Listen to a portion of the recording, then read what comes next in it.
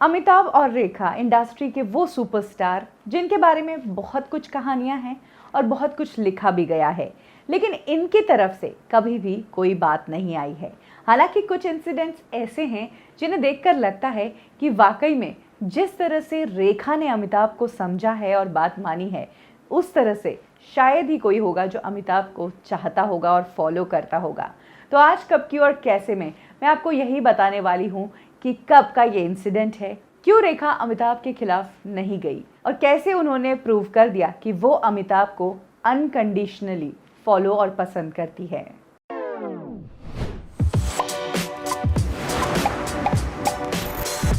ये बात तब की है जब अमिताभ और रेखा की जोड़ी तो बॉक्स ऑफिस पर जबरदस्त परफॉर्म कर ही रही थी, साथ ही इनकी जोड़ी की बहुत कहानियां भी बॉलीवुड की गलियों से आ रही थी।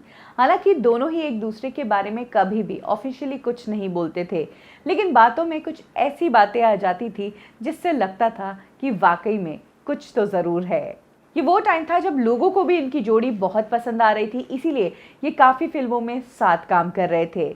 लेकिन जब भी ये साथ में काम करते तब मीडिया में बहुत कुछ छप जाता था और मीडिया की इन स्टोरी से अमिताभ और रेखा दोनों ही बहुत परेशान हो गए थे। यही कारण था कि कुछ टाइम के लिए इन्होंने मीडिया को बैन कर दिया था। इनफैक्ट इन दोनों एक्टर्स ने ये डिक्लेयर कर दिया था कि अगर मीडिया आएगी तो वो अपनी फिल्म की शूटिंग ही नहीं करेंगे। ये बात है महाबलेश्वर की, जहां पर अमिताभ और रेखा की 2 फिल्मों की शूटिंग हो रही थी, मिस्टर नटवरलाल और राम बलराम। इस फिल्म के सेट पर क्रू मेंबर्स को अमिताभ और रेखा के साफ साफ इंस्ट्रक्शंस थे कि अगर मीडिया की तरफ से कोई भी जर्नलिस्ट सेट के आसपास भी दिख गया तो वो शूटिंग कैंसिल कर देंगे। ऐसे में सेट पर जो भी जर्नलिस्ट मौजूद थे, प्रोड्यूसर्स को उनको तुरंत वहीं से हटाना पड़ा। ये दोनों अपने डिसीजन को लेकर इतने ज्यादा स्ट्रिक्ट थे, no media means no media. इसी दौरान रेखा अपनी एक फिल्म के प्रमोशन के लिए हैदराबाद गई थी। ये फिल्म उन्होंने राजेश खन्ना के साथ की थी। इस फिल्म का नाम था आशा ज्योति। इस फिल्म के प्रमोशन के लिए हैदराबाद में ही एक प्रेस कॉन्फ्रेंस रखी गई, जहां पर वहां की लोकल प्रेस भी थी, साथ ही मुंबई के मीडिया मेंबर्स भी वहां पर मौजूद थे। जब रेखा को इस बात का पता चला तब उन्होंने ये शर्त रख दी कि जब तक मुंबई के जर्नलिस्ट और प्रेस वालों को वहां से नहीं निकाला जाएगा तब तक वो प्रेस कॉन्फ्रेंस में ही नहीं आएंगी। रेखा की इस बात ने प्रोड्यूसर, डायरेक्टर और राजेश खन्ना सबको तकलीफ में डाल दिया था। जहां प्रोड्यूसर का इस फिल्म पर बहुत ज़्यादा पैसा लगा हुआ था, उसके लिए इस फिल्म का प्रमोशन बहुत ज़रूरी था। वहीं अगर बात करें राजेश खन्ना की, तो वो ऑलरेडी अपने करियर के स्ट्रगलिंग फेज में थे।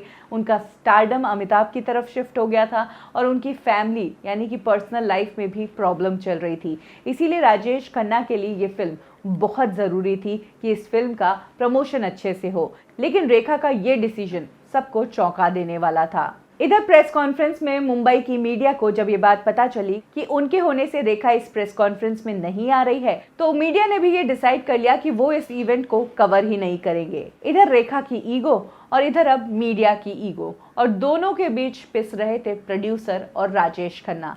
राजेश खन्ना ने कोशिश की कि वो मीडिया को रोक ले। उन्होंने मीडिया को ये तक कहा कि अगर तुम्हारी जगह में होता तो मैं ज़रूर अपने सवाल पूछने के राइट का इस्तेमाल करता और इस तरीके से कॉन्फ्रेंस छोड़कर नहीं जाता। लेकिन राजेश खन्ना के स्टारडम की चमक उस टाइम इतनी तेज़ नहीं थी।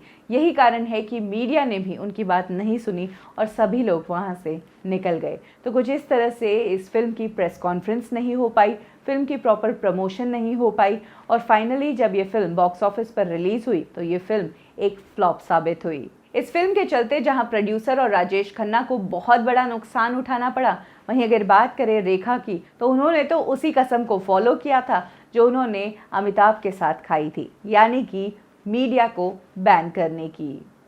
फिर भले ही इसमें किसी का नुकसान क्यों नहीं हो जाए।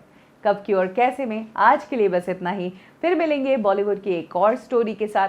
लाइक करें हमारा फेसबुक पेज बॉलीवुड ठिकाना, फॉलो करें हमें इंस्टा पे और सब्सक्राइब करें हमारा यूट्यूब चैनल बॉलीवुड ठिकाना।